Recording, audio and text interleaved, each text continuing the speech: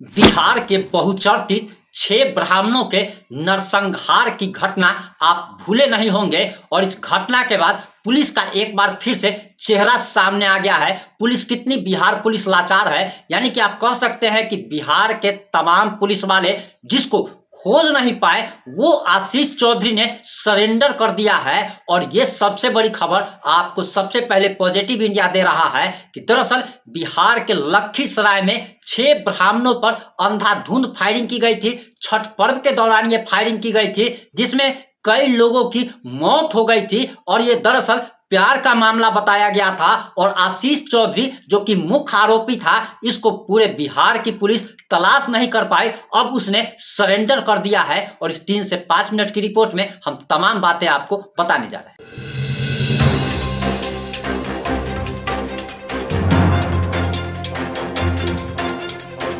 नमस्कार, मैं प्रिंस कुमार सिंह और आप देख रहे हैं पॉजिटिव इंडिया। अगर अभी तक आपने चैनल को सब्सक्राइब नहीं किया है तो खबरों से अपडेट रहने के लिए कृपया चैनल को सब्सक्राइब कर लीजिए और जो लोग ऑलरेडी कर चुके हैं उन तमाम लोग को सही हृदय धन्यवाद। अब वापस आते हैं अपनी खबर पर। दरअसल आपको बताते चले कि बिहार पुलिस जहां 50, 100, 200, 500, 1000 कमाने में व्यस्त रहती है, वहीं बिहार में अपराधी मस्त रहते हैं। किसी की हत्या कर, किसी को लूट कर, किसी का अपहरण कर फरार हो जाते हैं और पुलिस उनको पकड़ने में नाकाम हो जाती है। क्योंकि पुलिस वाले जो है वो कौन बिना हेलमेट का चल रहा है, कौन बिना जूता पहने चल रहा है, कौन बिना सीट बेल्ट के चल रहा है, उसकी तलाश करते रहते हैं ताकि 100, 200, 500, 1000 रुपए उससे टाल सके। पुलिस वाले शराब खोजने में व्यस्त रहते हैं ताकि शराब माफियाओं से घूस लेकर के अपना घर भर सके। लेकिन बिहार में अपराधियों को पकड़ने की उनकी क्षमता खत्म हो चली है। और आप ये ऐसा भी कह सकते हैं कि बिहार में आए दिन अब अपराधी पुलिस वालों को दौड़ा दौड़ा करके पीटते हैं। और बिहार के लखीसराय का बहुचर्चित ब्राह्मण का नरसंहार आप भूले नहीं होंगे कि छठ पर्व के अर्ध के दिन, यानी कि सुबह का अर्ध जिस दिन होता है उसी दिन सैकड़ों की संख्या में घाट पर लोग मौजूद होते हैं। लेकिन उसी दौरान आशीष चौधरी, जिसको सन की आशिक भी कहा जा रहा है, उसने प्यार में और हवस में आप कह सकते हैं कि उसने 6 ब्राह्मणों पर अंधाधुंध फायरिंग की थी जिसमें से 4 लोगों की मौत हो गई।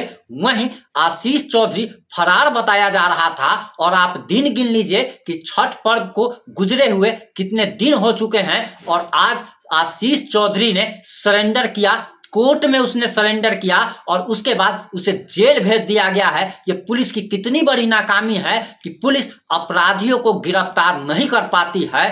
वहीं पुलिस जो है वो निर्दोष लोगों को फंसाने में लगी रहती है। आपको मनीष कश्यप याद ही होगा कि मनीष कश्यप पर जब कार्रवाई हुई थी तो किस स्पीड से कार्रवाई हुई थी। मनीष कश्यप ने सरेंडर कर दिया था, इसके बावजूद मनीष कश्यप के घर पर कुर्की जब्ती की जाती है। मनीष कश्यप को बिहार से तमिलनाडु भेज दिया जाता है और तमिलनाडु जैसे ही मनीष कश्यप जाते हैं उन पर NSA लगा दिया जाता है और उन पर ताबड़तोड़ 12 FIR दर्ज किया जाता है। और पूरा का पूरा पुलिस विभाग यानी कि बिहार पुलिस मनीष कश्यप को जिंदगी जेल में सराने की साजिशें रचने में व्यस्त हो जाता है। लेकिन वहीं अगर अपराधियों की बात की जाए तो बिहार पुलिस अपराधियों से कितना भय खाती है, इस बात से समझ लीजिए कि अगर बिहार में 100 घटनाएं होती है तो 98 घटनाओं के अपराधियों की गिरफ्तारी बिहार पुलिस नहीं कर पाती है। और 2% जो गिरफ्तारी होती है उसको गिरफ्तारी ना कह करके आप ये कह सकते हैं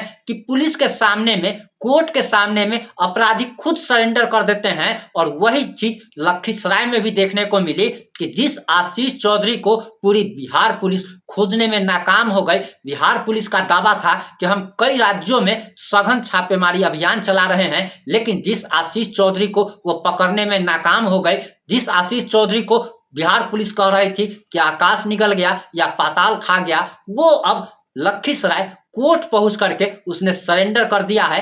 अब देखना बाकी होगा कि 6 ब्राह्मणों के नरसंहार मामले में उसे कोर्ट क्या सजा सुनाती है। सजा का इंतजार अब कोर्ट के साथ साथ आप कह सकते हैं कि उसके परिजनों को भी है। वहीं इस मामले में जैसे ही कुछ नया अपडेट आएगा हम आप लोगों तक जरूर पहुंचाएंगे। जुड़े रहें हमारे साथ। जय हिंद, जय भारत।